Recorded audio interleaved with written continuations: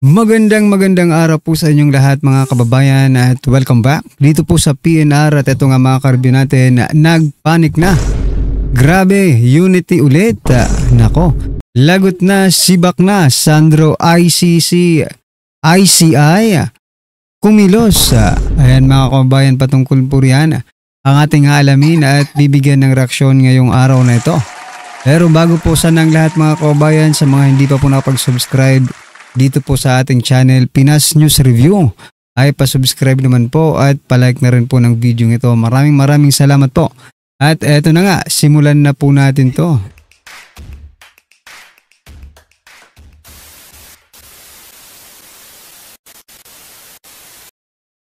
So yan mga kaubayan, simulan po natin dito po kay Yusek Claire Castro, no? Kasi ginajustify po ni Yusek Claire Castro yung paggamit po ng pondo ng PhilHealth sa mga infrastructure projects, no?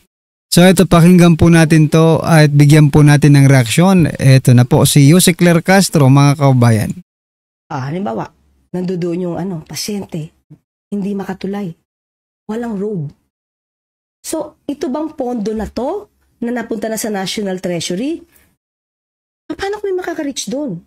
We have to use some funds na para maiabot at health connected yun kasi yung mga tao nandoon sa lugar na yun, hindi yun maaabot ng PhilHealth. Halimbawa, nandoon yung pasyente, hindi makatulay, walang road. So, ito bang pondo na to na napunta na sa National Treasury? Paano kami makaka-reach doon? We have to use some funds na para maiabot at health connected yun kasi yung mga tao nandoon sa lugar na yun, hindi yun maaabot. So yan mga kaubayan, dahil ganun pala ang ginagawa nila, no? Kinuha nila yung pondo sa PhilHealth at inilagay po nila sa mga mga infrastructure yan, di ba? Road projects, di ba? Yung sinasabi, example ni Claire Castro. Pero wag mo naman pong gawing tanga, bobo ang taong bayan, no? Iyang sinasabi mong mga infrastructure projects na yan, may mga budget na po yan di ba? Sa NEP, sa GAA, nandyan na po yan, sa DPWH. Bakit kailangan ponduhan ulit galing sa PhilHealth? Yan lang ang rason ninyo. Dahil yung mga hindi sila naaabot ng PhilHealth. Sa totoong buhay naman, hindi naman talaga PhilHealth ang pumupunta doon sa sa mga barangay na yan no? Kung hindi ka nga magkakasakit, hindi ka pa makakapag-avail ng PhilHealth, di ba? Ginagawa tayong bobo ni Castro mga kaubayan, no? Napakababa po ng reasoning nila. Kung yan po ang rason nila, mga kaubayan, sa pag-transfer po ng funds, no? Ng PhilHealth papunta po sa National Treasury para gamitin po dito sa mga infrastructure project, no? Ang problema ngayon mga kaubayan, no? Okay sana yan wala namang problema diyan kung nagagamit lang sa tama. Kaso ang problema ngayon, puro pangungurakot ang nababalitaan natin dito po sa mga infrastructure projects na ito. Diba? Puro na nga pagnanakaw ang ginagawa sa DPWH, no? Kukunin mo yung pera ng PhilHealth tapos ilalagay mo pa sa pinakakurakot na ahensya ng gobyerno. Ibig sabihin mga kaubayan, tinotolerate nyo yung pagnanakaw. At mukhang kayo pa nga ang nagpaplano. Sige ito, galing sa PhilHealth to ilagay natin sa flood control projects. Kayo na ang bahala. Di ba? Tinotolerate niyo po. Hindi niyo po sinusugpo talaga ang korupsyon, kundi kayo mismo ang nagpapasimuno sa mga korupsyon, lalong-lalo na po dito sa flood control projects na ito. Grabe naman po yung rason ni Claire Castro, no? Doon walang daanan, no? Lalagyan natin ng daan para makaabot yung PhilHealth. Utot mo. Hindi po ganun ang nangyayari sa totoong buhay kung PhilHealth lang ang pag-uusapan, no? Kasi sa totoong buhay, mga kababayan, hindi ka makakapag-avail ng PhilHealth kung hindi ka nga magkakasakit, kung hindi ka makapunta sa ospital, di ba? Oh. Yun po ang totoo. Kaya itong sinasabi ni Castro, ano na lang to eh. No? Wala na silang ibang mairason, no? Wala na silang ibang dahilan. Okay? Maidahilan para paniwalaan ulit sila ng taong bayan. No? Anyway mga kababayan, ano po ang inyong opinion dyan? I-comment nyo na lang. Eto, pasadahan din po natin ang balitang ito. Nako, unity ulit mga kababayan. Aba, mahirap ito. Pero ito, pakinggan muna natin ang balita kung talagang unity ba talaga ulit ito ha. Lang ni Vice President Sara Duterte ang alok na dialogo ni Pangulong Bongbong Marcos para sa unity. Narito ang express report ni Bril Montalvo. Para sa unity, handa raw makipag-usap si Pangulong Bongbong Marcos sa lahat, kahit pa kay Vice President Sara Duterte. Natanong tungkol dyan ang bise. Eto mga kababayan ang problema sa administrasyon ni President Bongbong Marcos Jr., 3 years na po siya. Problema pa rin po ni President Bongbong Marcos Jr. ang unity. Diba? Hanggang ngayon, 3 taon na po, unity pa rin po ang kanyang pinoproblema mga kababayan. Nako po. Ang sagot niya,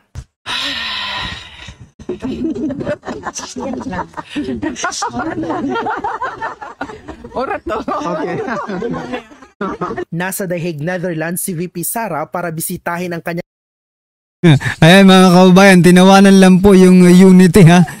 Anong unity? Kahit naman kung kayo po ang tatanungin mga kababayan, gusto nyo pa bang makipag-unity kay President Bongbong Marcos Jr.? Aba, kahit ordinaryong Pilipino, kahit karaniwang Pilipino, mukhang ayaw na makipag-unity dito kay President Bongbong Marcos Jr. Nako po.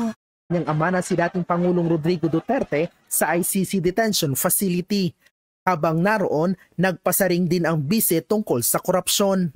Malungkot ang Pasko natin dahil hindi natin gusto ang mga nangyayari sa ating bansa, lalong-lalo na yung mga eskandalo sa korupsyon at yung pag-aabuso sa posisyon at mga opisina ng gobyerno.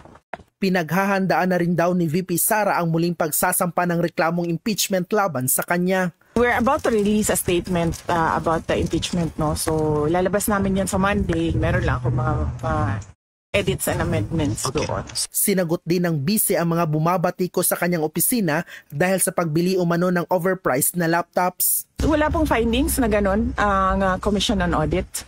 No, kung nakita ninyo sa statement ng Office of the Vice President, pinublish na yung report ng Commission on Audit at wala silang findings of any wrongdoing sa Office of the Vice President. Sa audit report ng COA, nakalagay ang 3 million pesos na binili umanong laptops ng OVP.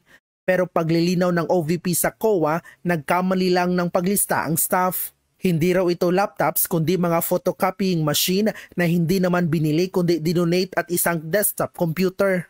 Nagbabalita mula. So yan mga kababayan, no? Pilit pa rin po nilang pinamumukha na korap po si Vice President Sara Duterte sa kanya pong panunungkulan dyan po sa Department of Education bilang secretary, no? So wala tayong magagawa, ganun talaga. Pero ang COA naman po, naglabas na ng report na walang red flag, no? Na nakita sa Office of Vice President. Bagkos ay meron pong nakitang flags mga kababayan na sa Office of the President yung 14 million. Nako po 14 million hindi pa nababayaran sa pag-travel ng Pangulo. Ang daming ngayon ang daming problema ng gobyernong ito. Kung iisa-isahin mo baka abutin tayo ng isang araw mga kababayan, no? Anyway, ano pong inyong opinion dyan mga kababayan? I-comment nyo na lang at eto, pasadahan po natin ang video ito. Ito po. Sabi po dito, nako, lagot si Sandro, ICI kikilos na. Ito, pakinggan po natin ito mga kababayan at bigyan po natin ng reaksyon. Alam mo naman naniwala yung mga tao. Hindi, kasi akala niya maloloko niya yung mga tao. Kasi sinabi niya, para baga sinasabi niya, malinis ako, magpapaimbestiga ako sa ICI. Nako, katarantaduhan yan. Moro-moro to eh. Etong ICI, pautot lang ito. Yung totoo, katarantaduhan ito. Isa tong kalokohan.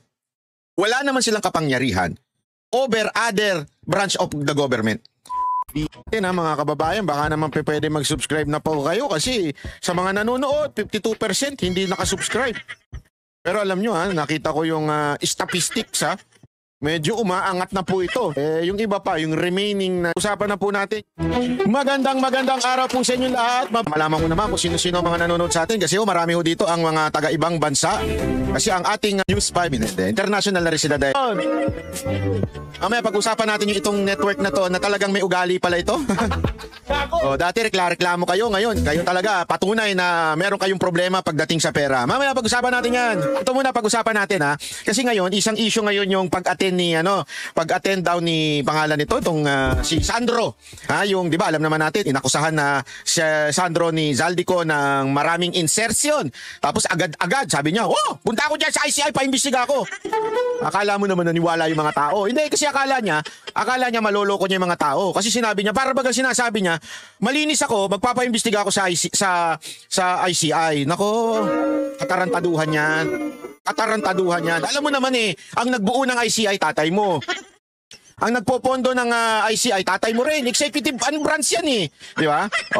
Kanino nagre-report yan? Sa tatay mo rin. Tapos sasabihin mo, imbestigahan ka. Anak ng tutsang kalabaw, pinagluloko mo ko. Kung talaga seryoso ka, magpa-imbestiga ka sa Blue Ribbon Committee. Di ba? Tapos tanggalin. Dapat tumabi muna si pangalan nito, si Lacson, tumabi muna siya. Tabi, Lacson, si Marcoleta na lang muna. Tapos paimbestiga ka dyan sa Blue Ribbon Committee. Kung talagang wala kang tinatago, kaya lang. Yung nga pagpunta mo sa ICI, di ba? Humingi ka ng executive session. Ibig sabihin, may tinatago ka.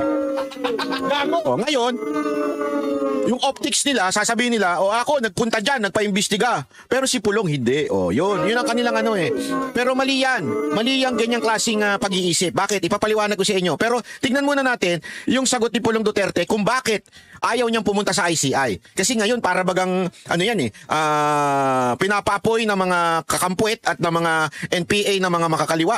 Pinapaapoy nila yan. Bakit ayaw niya sa ICI? Mga gunggong pala kayo Tanga lang ang magpaimbestiga dyan. Habang kusang nagpag-isa si Congressman Sandro Marcos.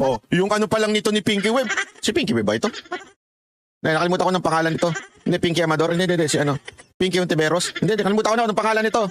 Basta sabi niya, habang nagpag-isa si Sandro Marcos, paano mo nalaman ginisa si Sandro Marcos? Pagkain ba yan? Hindi, paano mo nalaman na ginisa siya? Executive session, nandun ka sa loob. Wala ka naman doon sa loob Paano mo sinabing nagisa ka siya? Ha?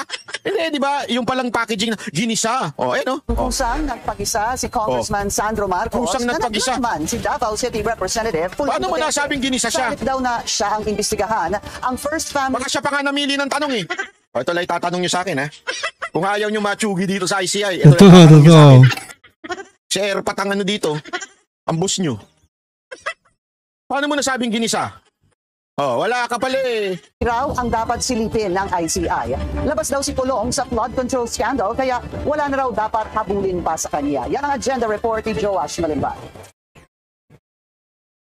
No jurisdiction, only agenda. Yan ang giit ni Davao City 1st District Representative Paulo Pulong Duterte matapos niyang tanggihan ang imbitasyon ng ICI na humarap siya sa investigasyon tungkol sa umano'y irregularidad sa mga flood control project sa kanyang district. Alam mo, may punto naman kasi talagang wala naman jurisdiction tong ICI, di ba? Moro-moro to Etong ICI, pautot lang ito. Yung totoo, katarantaduhan ito. Isa tong kalokohan. Wala naman silang kapangyarihan over other branch of the government. Alam mo, ito, simpleng-simple ito Ito Law 101. Sabihin na natin, Philippine 101. Philippine ano ibig sabihin? May 3 tayong branches. Co-equal branch. Kanya-kanya yan. Hindi pa pwedeng punahin ng presidente o pakialaman ng presidente yung executive branch na ang pinuno ay presidente, yung legislative. Hindi pa pwede yun. At ang legislative, hindi pa pwedeng pakialaman ng judiciary. Ganun yun, may kanya-kanya sila. May makanya-kanya mandato unless katulad nga po ng ombudsman na pwedeng mag-imbestiga at sa Sandigan Bayan pwedeng mag-sanction, magsuspende o magpakulong. Kasi dahil yun ang kanilang mandato. Nakalimutan ko na eksaktong word na ginagamit nila dyan Ito'y sariling branch na pwedeng magpakulong. Parang COMELEC yan. Yung COMELEC, may sarili yan, di pwedeng pakialaman yan. So, yung ombudsman at saka Sandigan Bayan, hindi pwedeng pakialaman. Although, the president appoints. Pero still, pagka-appoint na yan, hindi na pwedeng tanggalin yan nung susunod mang presidente hanggang may fixed term na po sila. Yun po ang sistema. So ibig sabihin itong ICI na kinreate ng presidente, walang power to over the congressman or the congressmen or the senators or the Supreme Court or the courts. Wala ho silang power. Kaya nga katarantaduhan lang po itong ICI na ito eh. Ito. Aniya, dahil binuo ang komisyon ng ehekutibo, wala itong kapangyarihang ipatawag o pilitin ng isang miyembro ng Kamara, alinsunod sa Constitutional Doctrine of Separation of Powers. Dagdag ni Duterte. Yon, Constitutional Doctrine of Powers. Shit! Tama, yun. May ganap ng akses ang ehekutibo sa lahat ng kinakailangang dokumento at impormasyon sa pamamagitan ng mga ahensyang tulad ng DPWH, DBM, DOJ, DENO. Ako sobrang agree ako sa ginawa ni Pulong eh. Moro-moro to. At sa dami-dami naman ng iimbestigahan. Mamaya meron ko papakita sa inyo. Dapat yun ang imbestigahan. Kasi yun, may ghost project talaga. Ito, wala. Ang linis, ang ayos, ang ganda. Pinakamaganda na nga ang Davao eh. Hindi ko nga magets bakit pinakamaganda ng Davao eh. Oh, Davao City ng pinakamaganda ngayon. Hindi ko maintindihan bakit gayon eh. DICT at DTI. Kaya't hindi na aniya kailangan ng Malacanang na dumulog sa Kongreso para sa mga proyektong nasa ilalim ng pangangasiwa ng Binigyang diin din ng kongresista na hindi siya naging bahagi ng House Appropriations Committee mula 2019 hanggang 2022. Ang panahong iniuugnay sa mga umano'y anomalya kaya't wala siyang kakayahang sagutin ng mga tanong ng ICI. Nagigets nyo? Wala, hindi siya kasama dun eh. Bakit siya kailangan imbestigahan? Katarantaduhan talaga eh. Sa halip aniya ay dapat ang First Family at dating Speaker Martin Romualdez ang imbestigahan ng ICI matapos silang idawit ni resigned Congressman Zaldico. Patawag nyo nga si Lisa Marcos dyan. Patawag nyo. Kaya nyo ipatawag si Diskaya, di ba? Eh sabi ni Zaldico, merong kinaugnayan yung si First Lady, ba't di nyo ipatawag? Sa umano'y multi-billion peso budget insertions. Para kay Congressman Pulong, shocking and impossible to ignore ang mga alegasyon ni Ko. Binansagan din ng mambabatas bilang propaganda tool ang ICI at isang political weapon laban sa kanya at sa kapatid niyang si VP Sara. Wala pang tugon mula sa ICI sa mga pahayag nito. Alam mo, sa sobrang kalokohan nitong ICI, di ba? Nag-resign nga yung isa, pangalawa na nag-resign. Una si Magalong, pangalawa yung commissioner na si Singson, di ba? At meron pa daw pangatlong magre-resign. Oh, meron pa daw. Dahil unti-unti na nilang nare-realize na etong ICI ay, alam mo yun, katarantaduhan, isang malaking Baka nare-realize po nila mga kaubayan na yung ICI, no, ay ginagamit lang, no? Ginagamit lang po sila ng administrasyon just to cover up, no? Yung kanilang mga ginagawang kalokohan. Yun naman talaga ang papel siguro ng ICI, to cover up mga kung hindi ang pagka-cover up mga kaubayan, dapat isa sa publiko mo lahat, no? Lahat po ng mga investigasyong ginagawa nila, isa sa publiko nila yan. Kung totoong gusto nilang lumabas, no, ang katotohanan. Kasi anong malay mo? Pag ni-live stream mo yan, mas marami ka pang makuhang impormasyon sa mga nanonood, na mga involved, na maaari magbigay sa inyo ng mga impormasyon, di ba? Kaya tama itong sinasabi dito kalokohan talaga itong ICI mga kababayan. Well, anyway mga karibin natin, ano po ang inyong opinion, reaksyon patungkol po sa video nito, i-comment nyo na lang po sa baba. Maraming salamat po.